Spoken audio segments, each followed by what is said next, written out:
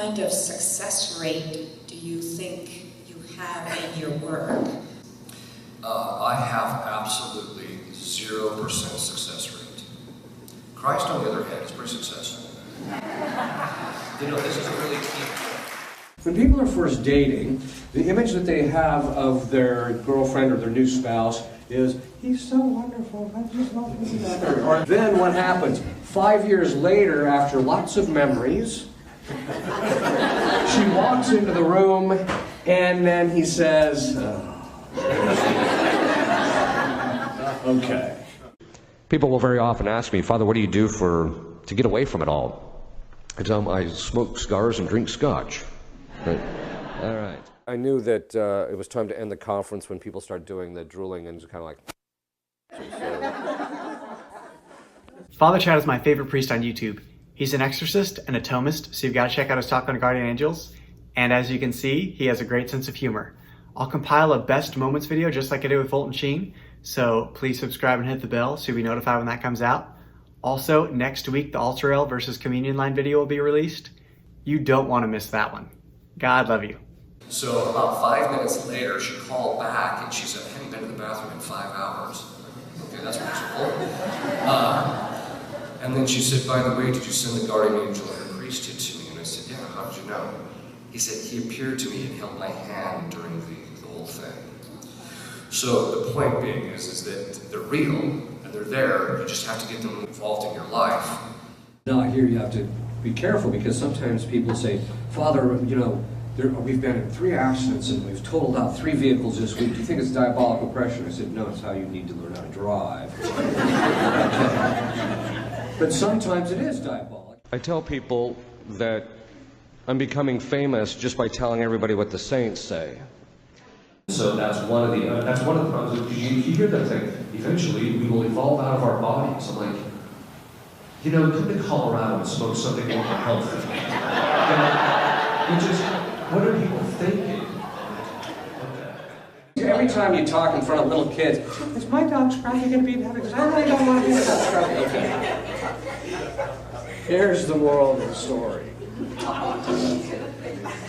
When your dog dies, he goes to nothing.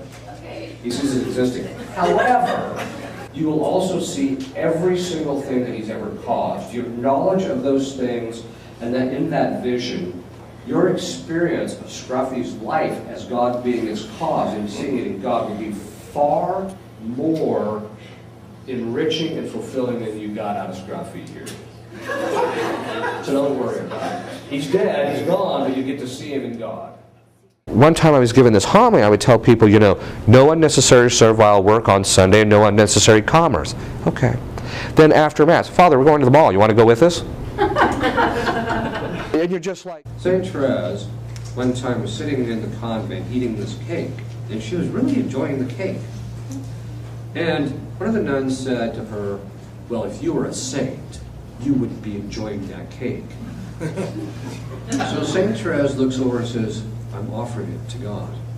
She's not keeping enjoying it for herself. She's enjoying it for God's sake. So I tell people, this is why I drink scotch and smoke cigars.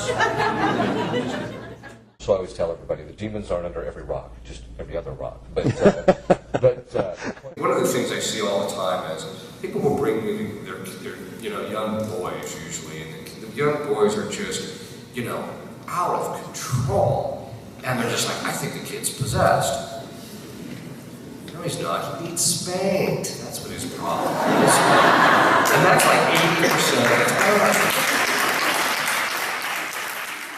So if you want to control your husband, don't go for the short-term payout in this life. Become holier than him by submitting to him so that you can boss him around for the rest of eternity. Amen. I don't know if you ever said that I would ever recommend you watch the show Family Guy.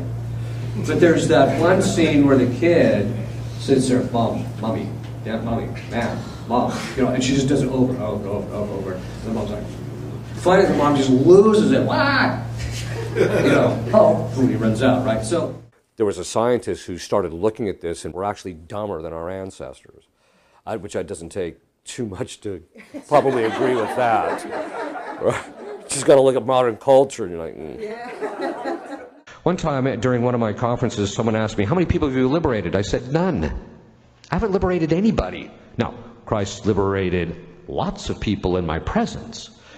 But I haven't liberated anyone because I don't have the power to liberate anybody. Only Jesus Christ acting through me, through the exorcist, or through you.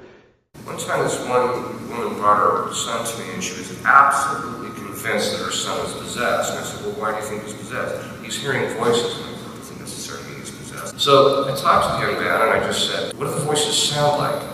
Well, one sounds like George Bush and the other one sounds like Ronald Reagan. Okay. Well, what are they telling you? To vote Republican. So then I had to pause. Do I tell them to vote according to what they're telling them or not? Do I tell them to listen to those voices or not? No. In Memphis, they think I have the gift of healing, which is absurd. I have no charismatic gifts whatsoever. People say, you're an exorcist, what gift do you have? Nothing. I got nothing, right? And I'm serious. I've walked into complete and fully infested houses. I'm like, oh, look, looks good to me, right? Okay. So they brought this man who had 4th stage pancreatic cancer to me, and they said, would you be willing to pray over him? And I said, sure. But I did a minor exorcism over him. A week later, he was cancer-free. Your whole view of Catholicism is big upset. From the pulpit, of course, my parishioners, by the time it was done, I think they felt so beat up by the time I left that parish that they thought, man, we're going to get another priest like that. But I basically made the observation. You can't enter into contract with a dead man, although I think certain politicians would like to be able to get them to vote that way. Okay. But Composite. So I got an E on that or not? It does, okay. I actually wrote 3 books on psychology, and I do have a theory as to why you get up to a board and you can't write, but anyway. Can you talk about tattoos? yeah, I want to get a patent. And basically the patent is that when people are stupid enough to get a tattoo when they're younger, as they get older, the tattoo, it changes shape and it doesn't look quite the same. So I thought to myself, well, how can we capitalize on this financially? So then I thought, do you remember those Mad magazines where on the back cover it would be one picture, and then if you fold it, it became another one? We'll just tattoo people so that when they start to sag, it changes into a different picture. You can see that Father Chad has a sense of humor.